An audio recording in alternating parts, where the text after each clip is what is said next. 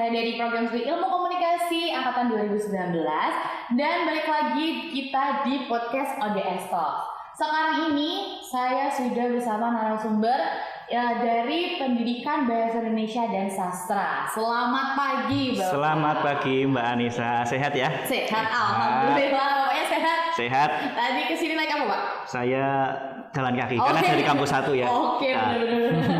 Sehat. Sehat ya, jalan kaki ya. Sebelumnya seperti kata pepatah, tak kenal maka nggak sayang gitu, Pak. Jadi perkenalan dulu bapaknya Ahmanipun, dari mana dan sebagai apa? Baik, terima kasih teman-teman. Perkenalkan, saya Dr. Miftahul Huda selaku Kaprodi di Pendidikan Bahasa dan Sastra Indonesia FKIP UMS. Waduh, ya. Jadi kita sudah bersama Kaprodinya guys, Kaprodi dari Pendidikan Bahasa dan Sastra Indonesia FKIP UMS gitu. Oke, kita langsung aja ke pertanyaan pertama nih Pak. Jadi kalau misalkan anak-anak zaman sekarang tuh pasti menanyakan iklim dari perkuliahan di prodi tersebut gitu. Kalau dari prodi Pendidikan Bahasa dan Sastra Indonesia nih, lingkungannya itu seperti apa, dosennya seperti apa? Teman-teman, di program studi Pendidikan Bahasa dan Sastra Indonesia, iklim akademis yang menunjang untuk peningkatan prestasi dan kemampuan akademis itu sangat diprioritaskan. Di PBSI itu memiliki 3 profesor dan 9 doktor. Kemudian kami memiliki fasilitas laboratorium, ada laboratorium komputalingua, kemudian ada laboratorium siniar, kemudian ada laboratorium pengembangan dan pembinaan bahasa dan sastra Indonesia. Yang dari ketiga laboratorium itu akan menjadi fasilitas untuk pengembangan kemampuan adik-adik mahasiswa. Kemudian di program studi Pendidikan Bahasa dan Sastra Indonesia itu memiliki 4 program pilihan ya. Kami memiliki jurnalistik, kemudian kami memiliki penyuntingan, kemudian kepenyiaran dan pengelolaan perpustakaan. Artinya apa? Dengan adanya 4 program pilihan ini, teman-teman selain nanti berpeluang menjadi guru bahasa Indonesia, teman-teman juga bisa nanti berpeluang menjadi seorang jurnalis, menjadi seorang penyiar, menjadi seorang penyunting, atau nanti menjadi tata kelola perpustakaan. Yang dari keempat itu kami mengundang ahli. Jadi ada praktisi yang mengajar di program studi. Dengan demikian di program studi kami tidak hanya diajar oleh dosen yang tadi ada 3 profesor kemudian 9 doktor, tapi juga diajar oleh berbagai praktisi. Oh my god, ini udah lengkap banget ya guys ya. Jadi kalian kalau masih bingung pendidikan bahasa Indonesia dan sastra di pendidikan UMS tuh isinya apa sih? Kayak gimana sih?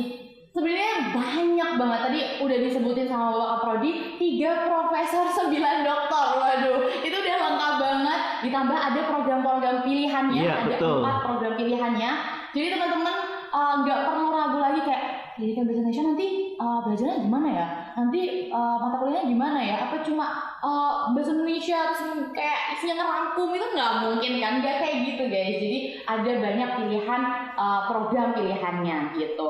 Terus nih Pak, kalau ngomongin seluk-beluk di UMS gitu kan Pak, banyak yang pasti bertanya-tanya kayak terus prospek kuliah, prospek kerjanya, terus nantinya pendidikan bahasa Indonesia ini peluang untuk kerjanya itu nanti di mana gitu? Apakah nanti cuma bisa jadi guru aja atau gimana Pak? Iya, terkait peluang pekerjaan, nah ini kita sangat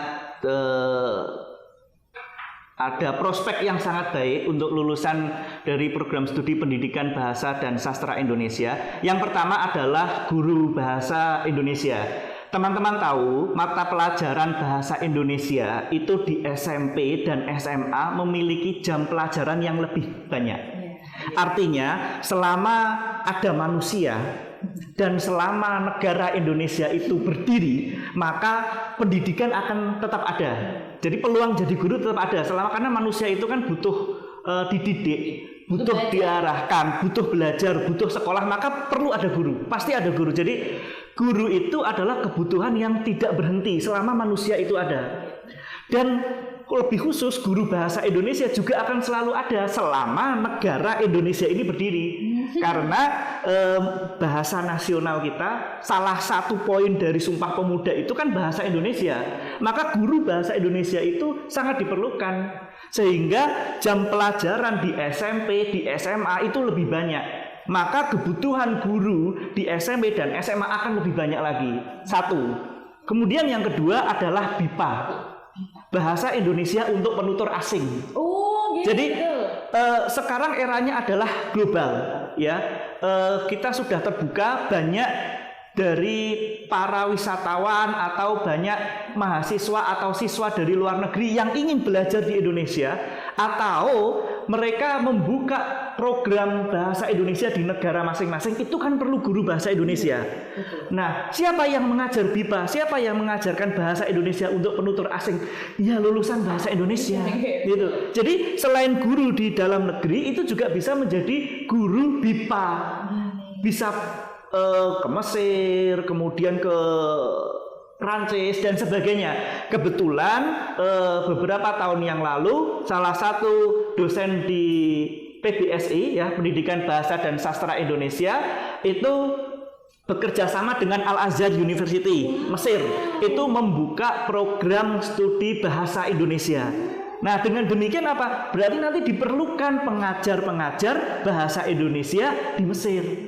Nah, itu akan kita kembangkan dengan negara-negara yang lain, sehingga peluang untuk mengajarkan bahasa Indonesia bagi mahasiswa asing atau siswa asing atau pekerja asing itu akan terbuka. Itu yang kedua. Kemudian yang ketiga, seperti yang tadi sudah disampaikan, selain menjadi guru, itu juga bisa menjadi jurnalis, ya, karena ada mata kuliah jurnalistik berkaitan dengan bahasa Indonesia. Selain itu ada mata kuliah penyuntingan, ya. Penerbit itu kan ada banyak, ya, baik itu bentuknya nanti buku-buku cetak maupun e-book dan sebagainya, itu kan perlu diedit. Siapa yang bisa mengedit tata bahasa? Ya, dari bahasa Indonesia. Kemudian yang ketiga, kepenyiaran, ya, karena di mata kuliah bahasa Indonesia itu ada yang namanya keterampilan berbicara. Keterampilan berbahasa itu ada 4: menyimak, berbicara, menulis, membaca. Nah, diantaranya ada berbicara, maka di situ dilatih kemampuan berbicara dan memiliki sambungan mata kuliah kepenyiaran. Nanti bisa menjadi penyiar. Kemudian selanjutnya adalah pengelolaan perpustakaan, ya, karena berkaitan dengan tata kelola itu. Selain menjadi guru, kemudian menjadi pengajar BIPA, menjadi jurnalis, menjadi penyiar, menjadi penyunting, menjadi tata pengelola perpustakaan, juga bisa menjadi peneliti. Ya, di Indonesia itu kan ada balai bahasa, ya, di setiap provinsi itu ada balai bahasa yang kemudian itu di bawah Badan Bahasa, yang tujuannya adalah meneliti tentang ada banyak, ya, meneliti tentang perkembangan bahasa Indonesia dan sebagainya. Itu bisa masuk, bisa bekerja di lembaga-lembaga pemerintah selain menjadi guru. Nah, dengan demikian peluangnya sangat lebar, peluangnya sangat besar. Silakan teman-teman bisa bergabung, bisa membuktikannya. Ya, waduh, ini sudah dijelaskan panjang lebar loh, guys, ya. Jadi prospek kerja dari lulusan pendidikan bahasa dan sastra Indonesia FKIPP UMS ini terutama, ya, karena mereka ini udah ada program pilihannya. Jadi nggak cuma tadi guru, BIPA, tapi kalian juga bisa jurnalistik. Di mana lagi coba? Ada mata kuliah jurnalistik, penyuntingan, kepenyiaran, tata kelola perpustakaan. Waduh, itu udah lengkap banget. Jadi biasanya tuh mahasiswa tuh selalu kayak, aduh, bahasa Indonesia, terus ngapain abis itu, ya, prospek lulusannya gitu. Terus banyak juga yang kayak lebih memilih untuk belajar bahasa asing. Seperti biasanya banyak kan, Pak, ya. Jadi, aduh, bahasa Indonesia, bahasa sehari-hari udah paham lah pasti, ya, Pak. Kayak gitu biasanya stereotip orang-orang gitu. Tapi ternyata kalau kalian masuk terjun, sebenarnya banyak banget prospek lulusan dari pendidikan bahasa Indonesia dan sastra Indonesia gitu, guys. Lah, udah lengkap banget loh ini, kayak bingung lagi apa yang harus dikulik gitu. Karena udah lengkap banget. Terus Pak, ini ngomongin tentang akreditasi mungkin. Akreditasi dari pendidikan bahasa dan sastra Indonesia dari FKIP UMS. Iya. Untuk akreditasi kami tidak diragukan lagi karena alhamdulillah di program PBSI ya Pendidikan Bahasa dan Sastra Indonesia mendapatkan akreditasi unggul. Jadi akreditasi unggul itu merupakan akreditasi tertinggi. Penilaiannya ada banyak. Jadi kami dinilai kualitas dosen, kami dinilai kurikulumnya, dinilai fasilitasnya, dinilai kemampuan mahasiswa dan sebagainya. Yang dari penilaian-penilaian itu menghasilkan penilaian yang unggul. Nah, perlu juga diketahui bahwa PBSI FKIP UMS adalah program studi bahasa Indonesia pertama di Jawa Tengah yang mendapatkan akreditasi unggul. Wow, keren banget. Ya udah nggak usah diraguin lagi. Ini biasanya akreditasi itu A gitu. Tapi sekarang ini udah unggul guys. Jadi PBSI FKIP UMS ini sudah terakreditasi unggul. Gak usah diraguin lagi. Oke, kita masuk ke isu nih Pak. Jadi kemarin tim sudah meriset isu gitu. Isu pendidikan bahasa Indonesia akan tetap jadi mata kuliah wajib. Kementerian Pendidikan dan Kebudayaan Kemendikbud menegaskan mata kuliah Pancasila dan Bahasa Indonesia tetap menjadi mata kuliah wajib di pendidikan tinggi. Hal tersebut disahkan peraturan pemerintah standar pendidikan nasional gitu. Terus dalam undang-undang memang disebutkan kurikulum pendidikan tinggi wajib memuat kuliah agama, Pancasila, kewarganegaraan dan bahasa Indonesia gitu. Pendidikan dasar dan menengah diwajibkan memuat pendidikan agama, kewarganegaraan, bahasa, ilmu pengetahuan alam. Jadi intinya adalah bahasa Indonesia ini akan menjadi mata kuliah yang wajib dan tetap gitu ya Pak ya. Nah, menurut Bapak sendiri nih, mengapa sih pendidikan bahasa Indonesia itu harus menjadi mata kuliah yang wajib bagi mahasiswa? Padahal kan bisa dikatakan kayak bahasa Indonesia adalah bahasa kita sendiri gitu kan Pak. Apa harus belajar lagi gitu? Iya. Pak, monggo. Baik. Jadi pemerintah sudah mengundangkan bahwa mata kuliah bahasa Indonesia itu menjadi mata kuliah wajib di semua program studi. Program studi apapun yang ada di perguruan tinggi yang ada di Indonesia ini harus ada mata kuliah bahasa Indonesia. Teman-teman akan berkuliah di program studi apapun nanti akan ada mata kuliah bahasa Indonesia. Dengan demikian juga ini terkait dengan peluang tadi, kalau nanti teman-teman dari bahasa Indonesia kemudian lulus lanjut S2 akan menjadi dosen, itu lowongan pekerjaan menjadi dosen bahasa Indonesia akan lebih luas lagi karena semua program studi itu memiliki mata kuliah bahasa Indonesia. Harus ada mata kuliah bahasa Indonesia yang di SMP dan SMA itu jamnya lebih banyak. Mengapa harus demikian? Karena bahasa Indonesia ini menjadi bagian dari kepribadian bangsa Indonesia. Ya. Di dalam bahasa Indonesia itu kita tidak sekadar belajar untuk awalan mengakhiran kan, tidak hanya itu ya. Jadi tidak hanya belajar tentang membaca puisi, tidak sekadar itu ya. Tetapi kita juga belajar tentang kepribadian bahasa Indonesia ya. Di situ teman-teman akan belajar tentang makna, akan belajar tentang di situ ada kesantunan ya. Ini bagaimana kita berkomunikasi dengan baik, begitu bagaimana teman-teman itu nanti menulis dengan baik supaya ada gagasan, kemudian gagasan itu bisa muncul dalam sebuah tulisan yang baik dan sebagainya. Itu ada di dalam jurusan atau program studi Pendidikan Bahasa dan Sastra Indonesia. Jadi kalau kalian stereotipnya selalu kayak bahasa sendiri ya, ngapain belajar lagi? Waduh, salah gitu. Sebenarnya kalian tuh justru karena bahasa sendiri, makanya kalian harus memperdalam, makanya kalian harus belajar gitu. Karena prospek kerjanya pun nggak melulu cuma itu aja, karena banyak gitu, luas ibaratnya. Jadi nggak cuma jadi guru, pengajar, tapi kalian juga bisa jadi jurnalistik, nyunting tadi yang dikatakan bapaknya tadi. Jadi kalian kalau misalkan punya stereotip kayak aduh ngapain ya belajar bahasa Indonesia kan bahasa sendiri, wah itu salah besar ya Pak ya. Iya. Gitu. Terus nih Pak, kan sekarang banyak nih ya remaja-remaja Indonesia yang sering banget banyak banget lah ibaratnya mendapatkan nilai yang nggak begitu bagus di bahasa Indonesia, malah nilainya tuh bagus di bahasa-bahasa asing Pak biasanya. Karena nggak tahu kenapa ya, karena mungkin mereka lebih kayak aduh udah bahasa sendiri deh, gue nggak usah belajar karena udah ngerti gitu kan. Terus jadinya nilainya nggak begitu bagus, giliran di mata kuliah atau di pelajaran yang lain yang bahasa asing tuh malah nilainya jadi bagus gitu. Menurut Bapak nih, tanggapan Bapak atau pendapat Bapak tentang hal-hal seperti itu gimana sih Pak? Ya, jadi begini teman-teman. Dari data statistik, minat untuk belajar bahasa Indonesia di negara-negara di luar Indonesia itu meningkat.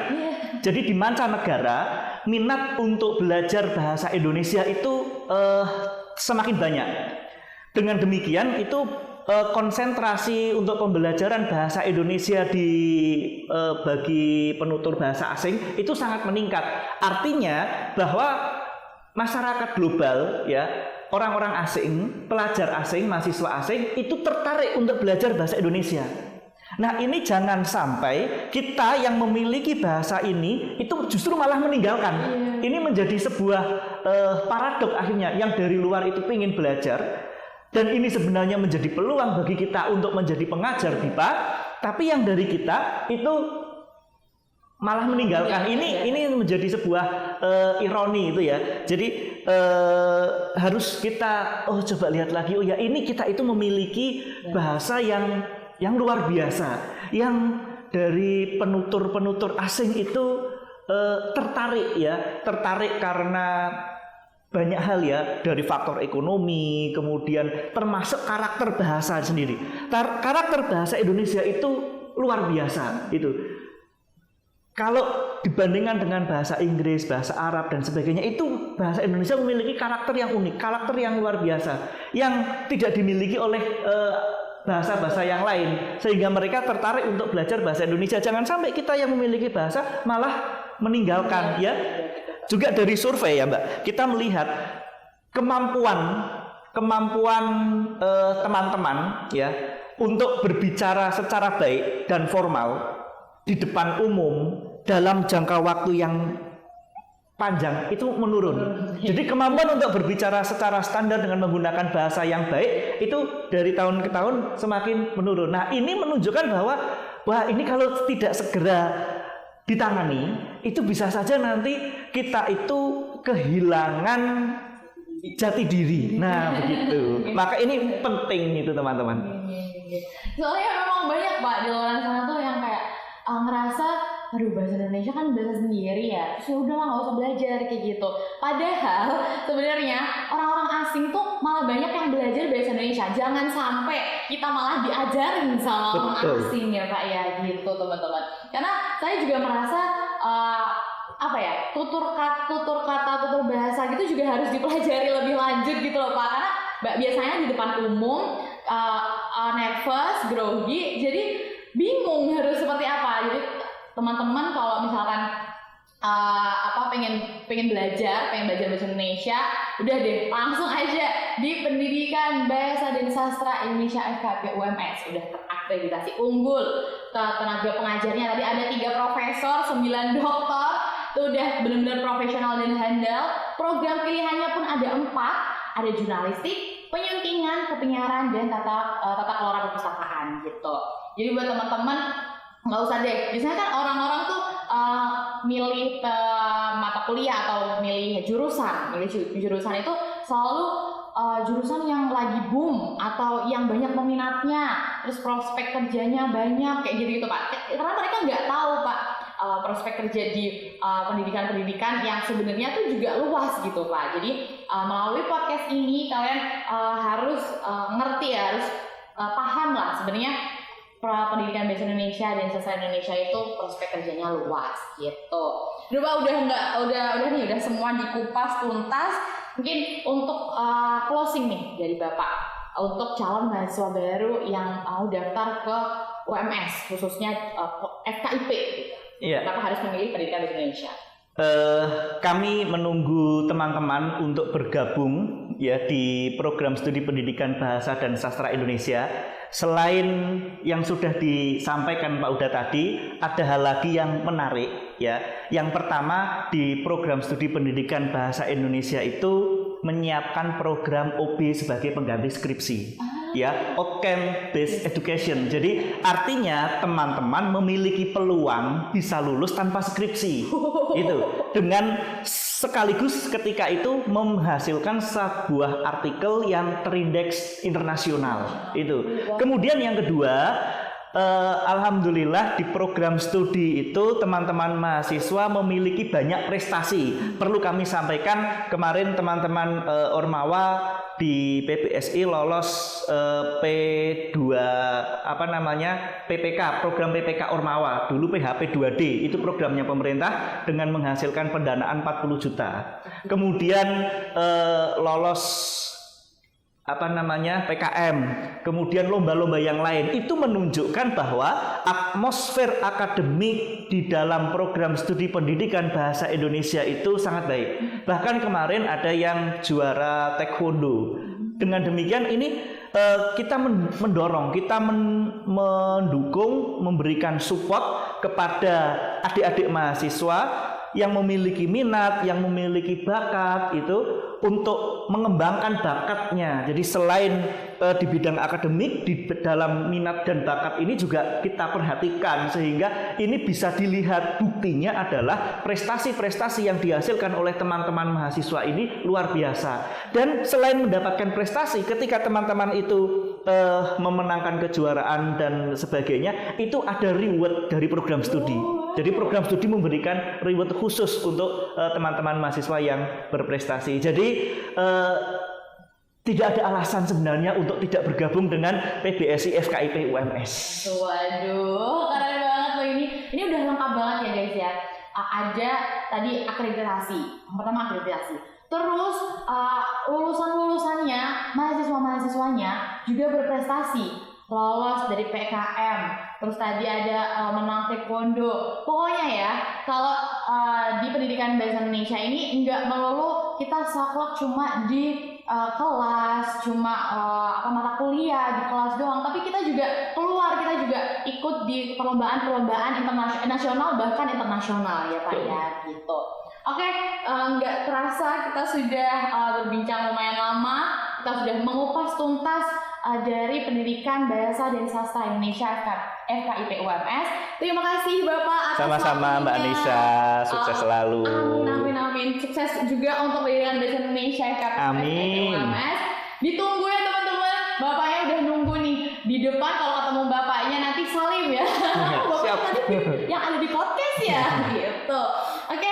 Jadi buat teman-teman yang tertarik masuk di program studi Bahasa dan Sastra Indonesia FKIP UMS, kalian bisa langsung kontak kami di official website dan media sosial PMB UMS atau kunjungi di pmb.ums.ac.id atau Instagram kami ODS UMS Surakarta, atau kalian juga bisa konsultasi gratis melalui WhatsApp di nomor 0812 2700 0102. Saya ulangi, kalau kalian tertarik masuk di program studi Bahasa Indonesia dan Sastra Indonesia yang tadi sudah dijelaskan oleh Bapak Kaprodi, sudah jelas, sudah lengkap, terakreditasi unggul, udah semua tenaga pendidiknya juga sudah berkompeten, profesional, handal dengan 3 profesor, 9 doktor, itu sudah lengkap banget.